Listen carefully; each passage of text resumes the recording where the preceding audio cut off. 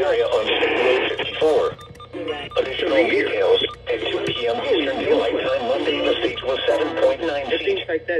Forecast. The river is expected to rise above flood stage this evening and continue rising to a crest of 8.2 feet early Wednesday morning. Flood stage is 8 feet. Oh, wait. Flood history. Wow. This crest compares to a previous crest of 8.2 feet on August 12, 2012. HTTPS www.weather.gov/ Oh my god. I actually did it. Flood motorists should not attempt to drive around barricades or drive cars through flooded areas.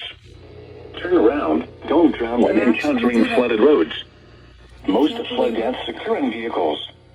Additional information is available at www.weather.gov. The next statement will be issued this evening by 11 p.m. Eastern Daylight Time. Awesome. Hell yeah. Forecast for the KHB32 TBW, you're back.